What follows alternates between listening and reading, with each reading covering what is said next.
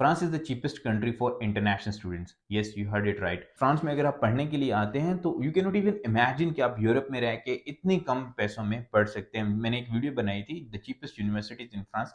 आप वो वीडियो भी जाके देख सकते हैं कि फ्रांस की जो कुछ पब्लिक यूनिवर्सिटीज हैं कितनी चीप हैं फॉर इंटरनेशनल स्टूडेंट्स। इवन जो इनकी कंट्रीब्यूशन फी है, जो इनकी फी है, सम ऑफ द जर्मन यूनिवर्सिटीज वो भी इनसे ज्यादा पैसे लेते हैं। And then you will say कि जर्मनी में तो एजुकेशन फ्री है, बट जर्मनी में भी आपको एक कंट्रीब्यूशन फी पे करनी होती है, और कुछ यूनिवर्सिटी की जो कंट्रीब्यूशन फी है इट्स मोर देन 200 यूरोज पर सेमेस्टर। और फ्रांस में जो मास्टर्स के लिए पब्लिक यूनिवर्सिटीज में इंटरनेशनल स्टूडेंट्स के लिए जो फी है, जो मैंने एक वीडियो बनाई थी उसमें मैंने मेंशन भी किया था, इट्स जस्ट 243 यूरोज।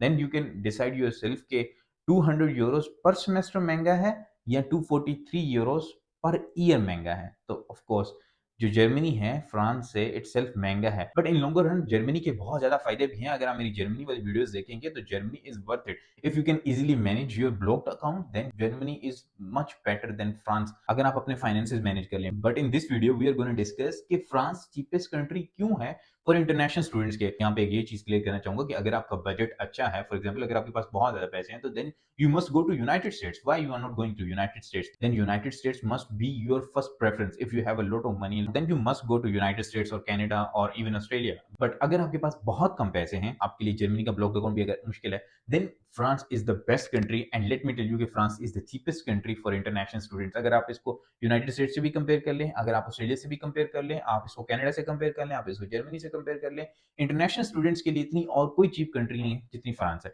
अब मैं आपको एक्सप्लेन करता हूँ कि क्यों इतना चीप है फ्रांस इंटरनेशनल स्टूडेंट्स के लिए। The first thing that French government offers to international students, by the way यहाँ पे पहले एक फ्रेंच गवर्नमेंट की तरफ से लॉ था कि सारे जो इंटरनेशनल स्टूडेंट्स हैं उनकी इक्वल फी होगी लोकल स्टूडेंट्स के, यानी कि लोकल स्टूडेंट्स भी फ्री ऑलमोस्ट पढ़ रहे थे तो इंटरनेशनल स्टूडेंट्स भी फ्री पढ़ेंगे। बट 2019 में एक लॉ आया जो डिफरेंशियल ट्यूशन फी का लॉ था, तो फ्रांस की जो मैक्सिमम यूनिवर्सिटीज हैं उन्होंने वो डिफरेंशियल ट्यूशन फी इंप्लीमेंट कर दी इंटरनेशनल स्टूडेंट्स के ऊपर, कि इंटरनेशनल स्टूडेंट्स जो हैं वो ज्यादा फी पे करेंगे, which is around 2700 euros for bachelors and around 3500 euros for masters. तो ये फी पे करनी होगी इंटरनेशनल स्टूडेंट्स को। बट फ्रांस की कुछ ऐसी यूनिवर्सिटीज थी जो अभी भी 243 यूरोज सिर्फ मास्टर्स के लिए और 170 यूरोज सिर्फ बैचलर्स के लिए लेती हैं। वो सारी यूनिवर्सिटीज की लिस्ट आप मेरी वीडियो में जाकर देख सकते हैं, पिछली वीडियो में। तो इस तरह ट्यूशन फी एक तो बहुत लो है फ्रांस में। उसके बाद फ्रेंच गवर्नमेंट की तरफ से इंटरनेशनल स्टूडेंट्स को भी वही बेनिफिट्स मिलते हैं जो उनके लोकल स्टूडेंट्स को मिलते हैं। यहाँ पे सब्सिडाइज अकोमोडेशन मिलती है। जर्मनी में आप इमेजिन नहीं कर सकते कि अकोमोडेशन कितनी महंगी हो सकती है आपके लिए, but in France you will get accommodation in 150 to 200 euros, और उसमें भी काफ की तरफ से। CAF is basically a family allowance जो आपको मिलता है, लाइक आपको एक contribution towards your accommodation and your grocery मिलता है फ्रेंच गवर्नमेंट की तरफ से। अगर आप क्रूज में रहते हैं, जो एक यूनिवर्सिटी अकोमोडेशन होती है फ्रांस में, फ्रांस के हर सिटी में क्रूज होते हैं। क्रूज ये कहते हैं जहाँ पे यूनिवर्सिटी स्टूडेंट्स रहते हैं। यूनिवर्सिटी डिफरेंट यूनिवर्सिटीज होती हैं शहर में, तो सारे स्टूडेंट्स एक जगह पे रहते हैं, जिसको क्रूज कहते हैं। हॉस्टल्स आप कह रहे हैं, तो अगर आप वहां पे रहते हैं तो इट्स जस्ट 150 टू 200 यूरोज, और उसमें भी फ्रेंच गवर्नमेंट की तरफ से काफ में आपको 100 टू 120 यूरोज आपको वापस मिलेंगे, depending on the apartment that you are living in और आपका रेंट कितना है। For example I myself is living in a very good apartment. मैं ऑल द प्राइवेट अपार्टमेंट में रह रहा हूँ, तो मुझे भी फ्रेंच गवर्नमेंट की तरफ से around 200 euros per month extra मिलते हैं to contribute towards my residential allowance, और मैं अपने रेंट में कंट्रीब्यूट कर लूँ। तो फ्रांस में अगर आप अपनी टोटल कॉस्ट देखें और ट्यूशन फी को निकाल के, तो आपकी कभी भी कॉस्ट 300 to 400 या 500 से ऊपर जा ही नहीं सकती। और हाँ, यहाँ पे 1 यूरो पर मील की एक पॉलिसी है कि अगर आप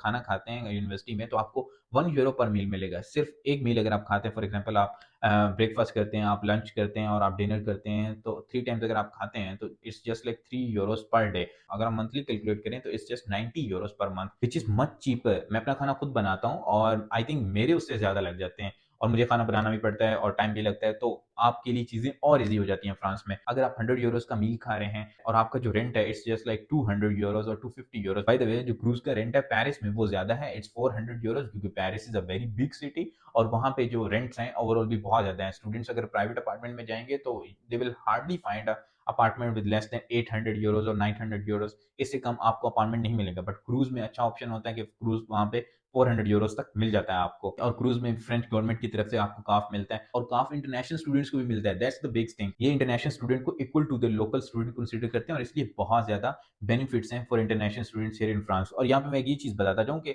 जो इंटरनेशनल स्टूडेंट्स होते हैं यहाँ पे जॉब्स भी कर सकते हैं, और यहाँ पे स्टेज इज एन इंटर्नशिप जो आपने करनी होती है। अगर आप M2 मास्टर्स में आए हैं तो आपने अपने लास्ट सेमेस्टर में एक इंटर्नशिप करनी होगी, और स्टेज यहाँ पे पेड होता है आपको 600 यूरोज एटलीस्ट द मिनिमम ये आपको मिलना ही मिलना है स्टेज के अंदर, स्टेज जो आपकी लास्ट इंटर्नशिप होगी। तो यहाँ पे इंटर्नशिप फाइंड करना भी कोई बहुत हेक्टिक काम नहीं है, जॉब भी मिल जाती है, but you have to learn French. अगर आप यहाँ पे लॉन्गर टर्म में रहना चाहते हैं, it's a very good country. अगर आप लॉन्गर टर्म में कंसीडर करें फिर भी ठीक है। और लैंग्वेज तो आपको सीखनी ही पड़ेगी। अगर आप जर्मनी भी जाएंगे तो आपको लैंग्वेज सीखनी है, अगर आप फ्रांस भी आएंगे तो आपको लैंग्वेज सीखनी है, आप डेनमार्क भी जाएंगे तो आपको डेनिश सीखनी है, इवन नेदरलैंड्स जहाँ पे बहुत ज्यादा इंग्लिश बोली जाती है, अगर आप नेदरलैंड्स में भी लॉन्गर टर्म में सेटलमेंट की तरफ जाना चाहते हैं तो आपको डच सीखनी ही होगी। आपको बेल्जियम में भी डच या जर्मन सीखनी होगी या फ्रेंच सीखनी होगी, जो उनकी 3 कॉमन लैंग्वेजेस हैं उनमें से एक सीखनी होगी। By the way, I have been to all of these countries. For now I have been to 25 European countries. I was travelling around the Europe. मैं नॉर्वे गया, मैं फिनलैंड गया, मैं स्वीडन गया, मैं डेनमार्क गया, लिथुआनिया गया, मैं लातविया गया, एस्टोनिया गया। All of these countries you can check all of these stories on my travelling YouTube channel.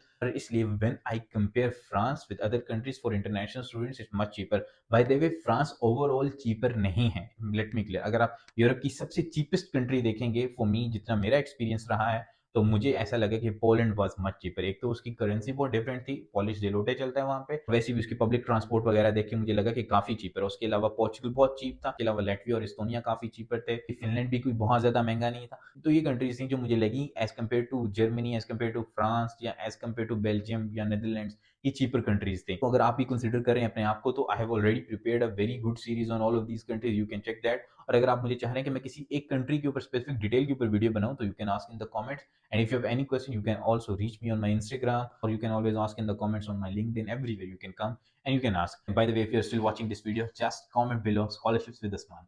See you in the next video.